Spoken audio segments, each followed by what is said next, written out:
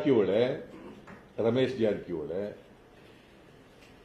has misused the trust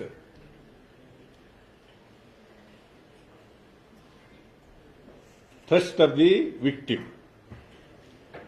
ಕೆಲಸ ಕೊಡಿಸ್ತೀನಿ ಅಂತೇಳಿ ನಂಬಿಸಿ ಏನೇನೋ ಹೇಳಿ ಅವ್ರನ್ನ ನನ್ನನ್ನು ಸೆಕ್ಸುಯಲಿ ಹೆರಾಸ್ಡ್, ನನಗೆ ಉಪಯೋಗಿಸ್ಕೊಂಡ್ರು, ಲೈಂಗಿಕವಾಗಿ ನನ್ನನ್ನು ಬಳಸ್ಕೊಂಡ್ರು ಅಂತ ಹೇಳ್ತಾರೆ. ಸೊ ಇದು she has made a statement not only before the magistrate under section 164 CRPC and also before the SIT. SIT ಅವರು ಕೂಡ ಕರ್ಕೊಂಡೋಗಿ ಸ್ಟೇಟ್ಮೆಂಟ್ ಎಲ್ಲ ತಗೊಳ್ತಾರೆ. ದಿ ಲಾ ಸೇಸ್ ಇಷ್ಟಾದ್ಮೇಲೆ ಕೂಡಲೇ Ramesh Jarkiholi should have been arrested. ಬಹುಶಃ ಭಾರತ ದೇಶದಲ್ಲಿ ನಾನು ನೋಡಿರೋ ಮಟ್ಟಿಗೆ ಇಂಥ ರೇಪ್ ಕೇಸ್ಗಳಲ್ಲಿ ಅರೆಸ್ಟ್ ಮಾಡದಿರೋದು ಈ ಕೇಸ್ನಲ್ಲಿ.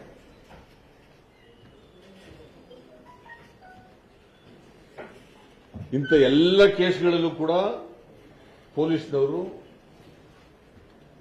ಆರೋಪಿಯನ್ನ ಅರೆಸ್ಟ್ ಮಾಡಿದ್ದಾರೆ. 164 ಸ್ಟೇಟ್ಮೆಂಟ್ ಆದ್ಮೇಲೆ immediately he should have been arrested. Unfortunately, since the government's protection is there to Ramesh Jarkiholy, he has not been arrested. He has been allowed to move freely. Even today he is moving. Election ಮಾಡಿದ್ರು, ಬೇರೆ ಬೇರೆ ಕಡೆ ತಿರುಗಾಡ್ತಾ ಇದ್ದಾರೆ, ಬೇರೆ ಬೇರೆ ಕಡೆ ಓಡಾಡ್ತಾ ಇದ್ದಾರೆ. Even today also is freely moving. Police ಒಂದು ದಿನನೂ ಕೂಡ ಅವ್ರು ಅರೆಸ್ಟ್ ಮಾಡ್ತಕ್ಕಂಥ ಪ್ರಯತ್ನ ಮಾಡಲಿಲ್ಲ. ಕಾರಣ ಯಾಕಪ್ಪ ಅಂದ್ರೆ ಸರ್ಕಾರ ರಮೇಶ್ ಜಾರಕಿಹೊಳಿ ಅವರಿಗೆ ಸಂಪೂರ್ಣ ಪ್ರೊಟೆಕ್ಷನ್ ಅನ್ನು ಕೊಡ್ತಾ ಇದೆ. ಪೊಲೀಸ್ನವರಿಗೆ ಅರೆಸ್ಟ್ ಮಾಡಬೇಡಿ ಅಂತ ಹೇಳಿದ್ದಾರೆ. ಪೊಲೀಸ್ನವರಿಗೆ ಅರೆಸ್ಟ್ ಮಾಡಬೇಡಿ ಅಂತ ಒತ್ತಡ ಕೊಟ್ಟಿದ್ದಾರೆ. ಇತ್ತೀಚೆಗೆ ಈ SIT ಮುಖ್ಯಸ್ಥ ಇದ್ರಲ್ಲ ಸೌಮೇಂದು ಮುಖರ್ಜಿ, ಅವನು ರಜದ ಮೇಲೆ ಕಳಿಸ್ಬಿಟ್ಟಿದ್ದಾರೆ. He has been sent on leave. So actually, when the chairman is absent, where is the existence of SIT? According to me, there is no SIT at all. So ಆ SIT ನ ನಿಷ್ಕ್ರಿಯಗೊಳಿಸಿಬಿಟ್ಟಿದ್ದಾರೆ. As good as there is no SIT. ಆಮೇಲೆ ನನಗೆ ಈಗ ಇರತಕ್ಕಂಥ information ಪ್ರಕಾರ 2-3 ದಿನಗಳ ಹಿಂದೆ ರಮೇಶ್ ಜಾರಕಿಹೊಳಿ ಅವರು ಹೋಮ್ ಮಿನಿಸ್ಟರ್ನ ಭೇಟಿ ಮಾಡಿದ್ದಾರೆ.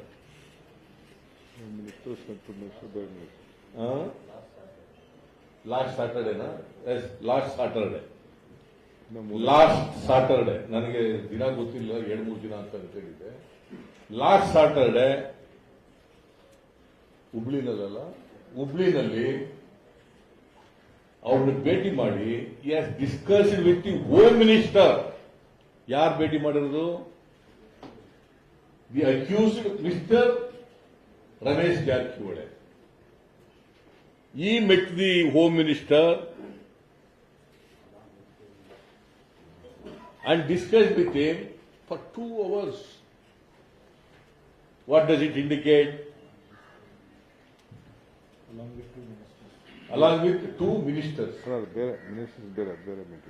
ಆಮೇಲೆ ಈ ಕೇಂದ್ರದ ಮಂತ್ರಿ ಇದ್ದಾರಲ್ಲ ಪ್ರಹ್ಲಾದ್ ಜೋಶಿ, ಅವರನ್ನು ಭೇಟಿ ಮಾಡಿದ್ದಾರೆ ರಮೇಶ್ ಜಾರಕಿಹೊಳಿ.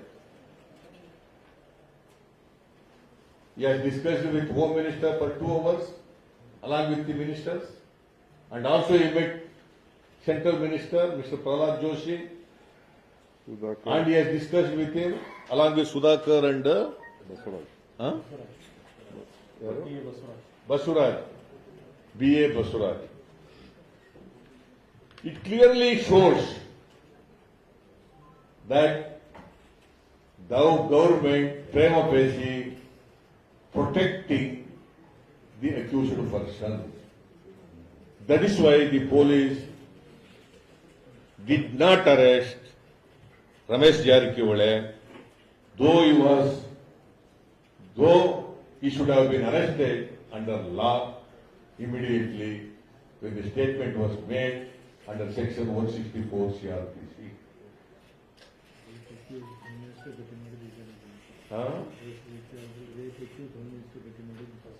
ಆಮೇಲೆ ಫಾರ್ ದಿ ಫಸ್ಟ್ ಟೈಮ್ ಒಬ್ಬ ರೇಪ್ ಆರೋಪ ಇರ್ತಕ್ಕಂಥ ವ್ಯಕ್ತಿ ಹೋಮ್ ಮಿನಿಸ್ಟರ್ನ ಭೇಟಿ ಮಾಡಿರೋದು ಇದೇ ಮೊದಲು ಅಂತ ಅನಿಸುತ್ತೆ. ರೇಪ್ ಆರೋಪ ಹೊತ್ತಿರ್ತಕ್ಕಂಥ ಅಕ್ಯೂಸ್ಡ್ ಪರ್ಸನ್ ಹೋಮ್ ಮಿನಿಸ್ಟರ್ ಭೇಟಿ ಮಾಡಿ ಚರ್ಚೆ ಮಾಡಿರ್ತಕ್ಕಂಥದ್ದು ಇದೇ ಮೊದಲು. ಆಮೇಲೆ ಇತ್ತೀಚೆಗೆ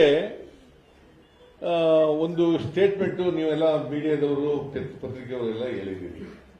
Ramesh Jarkiholi all along you was telling that is a fake CD, ಅಲ್ಲಿ ಸಿಡಿ ಇರೋ ನಾನಲ್ಲ, ಅದು ಷಡ್ಯಂತ್ರ, ಇಟ್ಸ್ ಎ ಕನ್ಕಾಕ್ಟೆಡ್, ನಕಲಿ ಸೃಷ್ಟಿ ಮಾಡಿರ್ತಕ್ಕಂಥದ್ದು ಅಂತ ಹೇಳ್ತಿದ್ದವರು ಈಗ ಇದ್ದಕ್ಕಿದ್ದಾಗಲೇ SIT ಮುಂದೆ ಅಲ್ಲಿ ನಾನೇ, ಅಲ್ಲಿರೋ ನಾನೇ, ಅವಳು ಅವಳೇ, ನಾನು ನಾನೇ, with the consent I had sex with that lady victim ಅಂತ ಹೇಳಿದ್ದಾರೆ, ವಿತ್ ಕನ್ಸೆಂಟ್. ಈಗ ಏನೇ ಒಂದೊಂದಾದ್ಮೇಲೆ ತೆಗೆದು ಕೊಡ್ತೀಯಾ?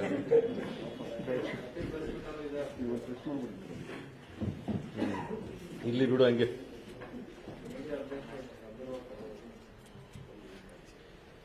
ಇವತ್ತಿನವರಿಗೆ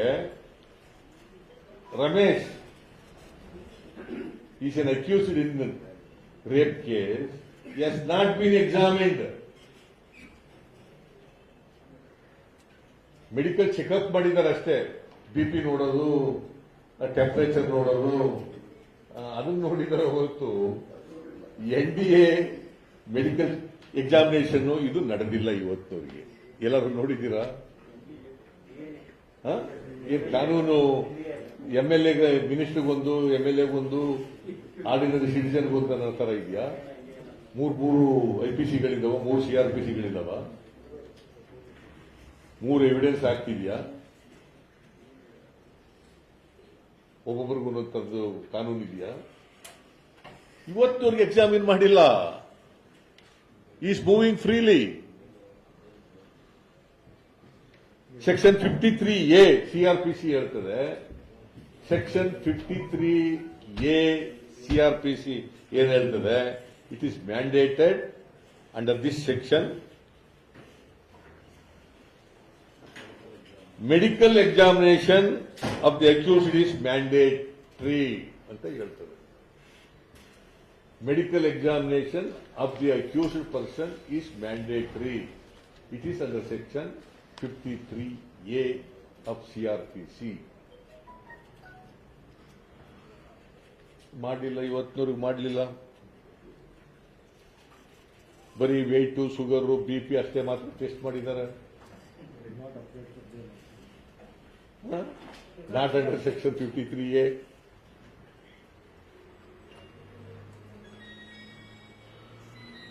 ಸುಪ್ರೀಂ ಕೋರ್ಟ್ನವರು ಕೂಡ ಹೇಳಿದ್ದಾರೆ ಇದರ ಬಗ್ಗೆ.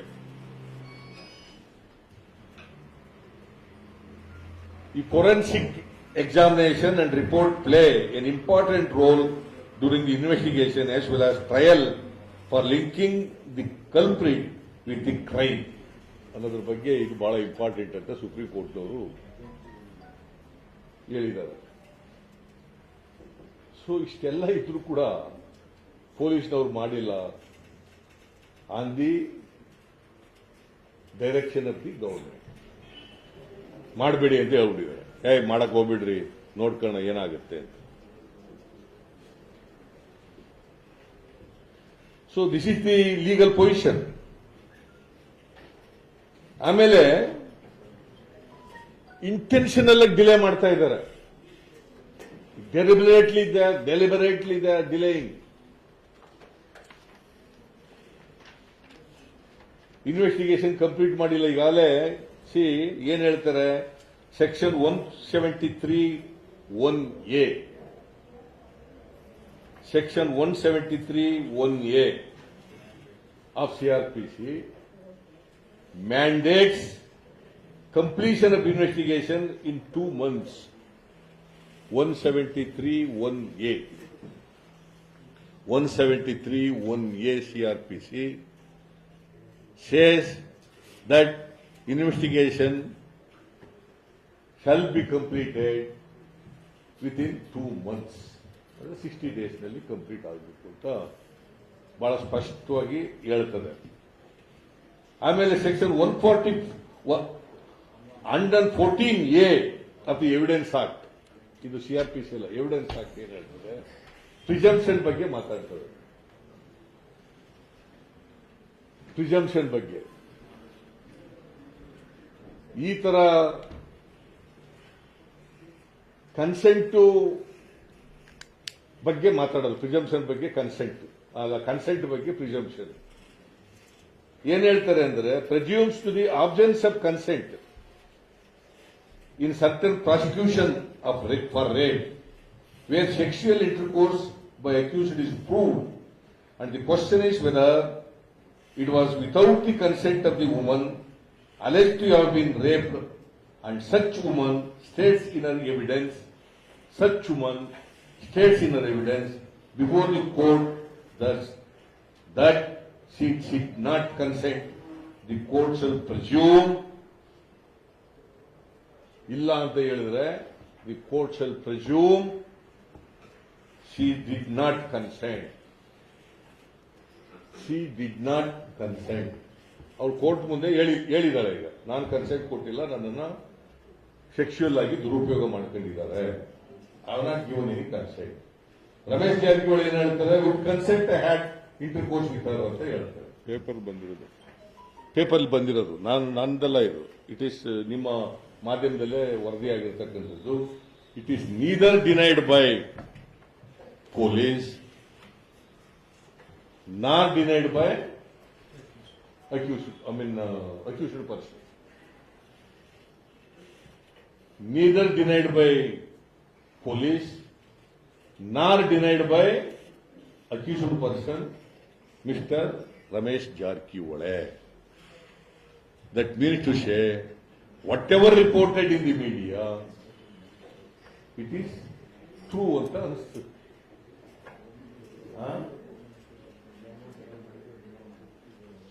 ಆಮೇಲೆ ಹೋಮ್ ಮಿನಿಸ್ಟರ್ನ ಭೇಟಿ ಮಾಡಿರೋದನ್ನ ಇವತ್ತಿನವರೆಗೆ ಎಲ್ಲೂ ಡಿನೈ ಮಾಡಿಲ್ಲ ಅವರು. ನೋವೇರ್ ಎಸ್ ಡಿನೈಡ್ ದಟ್ ಈ did not meet home minister ಅಂತ ಎಲ್ಲೂ ಹೇಳಿಲ್ಲ, ಡಿನೈನೂ ಮಾಡಿಲ್ಲ. ಸೊ ಅದಕ್ಕೆ ಈ ಪೊಲಿಟಿಕಲ್ ಇಂಟರ್ಫರೆನ್ಸ್ ಇಂದ ಈ ಸರ್ಕಾರ ಏನ್ ಬಹಳ ರಾಮನ್ ಜಪ ಮಾಡ್ತಾರೆ, ಮಹಿಳೆಯರ ಬಗ್ಗೆ ಬಹಳ ಮಾತಾಡ್ತಾರೆ, ಗೌರವದ ಬಗ್ಗೆ ಮಾತಾಡ್ತಾರೆ, ಕಾನೂನನ್ನು ತಿರ್ಚಿಬಿಡ್ತಾವೆ. ಯಾಕೆ ಗೊತ್ತಾ, ರಮೇಶ್ ಸರ್ಕಾರ ಮಾಡಕ್ಕೆ ಪಾಪ ಸಹಾಯ ಮಾಡಿದ್ದ, MLA ಕರ್ಕೊಂಡು ಓಡಾಡಿ ಮಾಡಿ ಯಡಿಯೂರಪ್ಪನ ಸರ್ಕಾರ ಬರೋಕ್ಕೆ ಇವ್ರದ್ದು ಸಹಾಯ ಇತ್ತು. ಇದಕ್ಕೆ ಪ್ರತ್ಯುಪಕಾರವಾಗಿ ಇದನ್ನು ಮಾಡ್ತಾ ಇದ್ದಾರೆ. ಪ್ರತ್ಯುಪಕಾರವಾಗಿ ಇದನ್ನ ಮಾಡ್ತಾ ಇದ್ದಾರೆ. ಸೊ ನಾನು ಈ ಸನ್ನಿವೇಶದಲ್ಲಿ I demand, since home minister had discussion with accused Ramesh Jarkiholi in a rape case, in crime number 30 of 2021,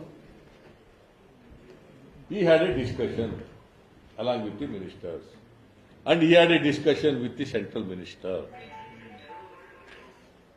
That prima facie clearly shows Mr. Home Minister, Mr. Basuraj Bommai, is protecting Ramesh Jarkiwale. Because of him, he has not been arrested so far. ಅದಕ್ಕೋಸ್ಕರ I demand ಈ Basavaraj Bommai home minister ಆಗಿ ಮುಂದುವರಿಲಿಕ್ಕೆ ಯಾವುದೇ ನೈತಿಕತೆ ಇಲ್ಲ. I demand is resignation. Number 1. Number 2, ಈಗ SIT disband ಆಗ್ಬಿಟ್ಟದೆ. There is no SIT at all because ಅವ್ನು ರಾಜ್ಯನ ಇದಕ್ಕೆ ಕಳಿಸ್ಬಿಟ್ಟವ್ರೆ, ರಾಜ್ಯದ ಮೇಲೆ ಕಳಿಸ್ಬಿಟ್ಟಿದ್ದಾರೆ.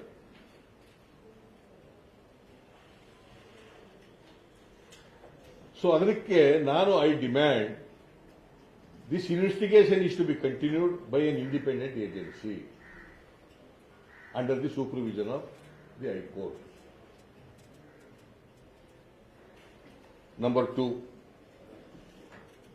the accused must be arrested immediately. The accused must be arrested immediately as per the provisions of the law. Nowhere in the country ಇಂಥ ಕೇಸ್ಗಳಲ್ಲಿ arrest ಮಾಡದೇ ಇರತಕ್ಕಂಥ ನಿದರ್ಶನ ಇಲ್ಲ. ಅರೆಸ್ಟ್ ಮಾಡಬೇಕು ಕೂಡಲೇ ಅಂತಕ್ಕಂಥದ್ದು.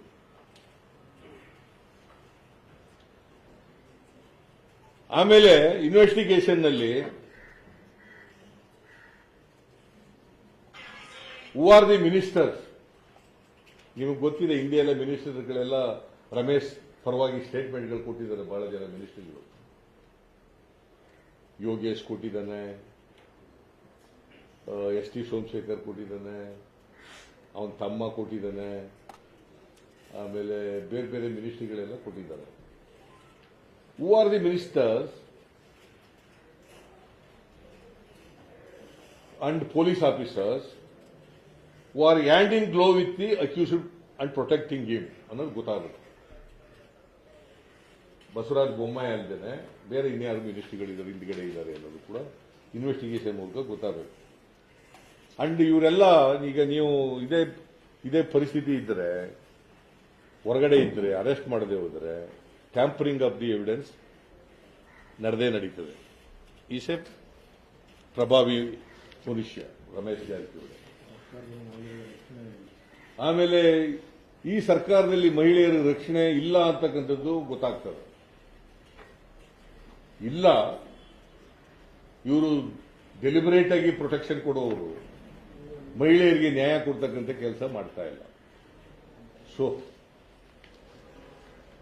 ನಾನು ಒಂದು, ಬೊಮ್ಮಾಯಿ ರಾಜೀನಾಮೆ, ಎರಡನೇದು ರಮೇಶ್ ಅರೆಸ್ಟ್ ಆಗಬೇಕು.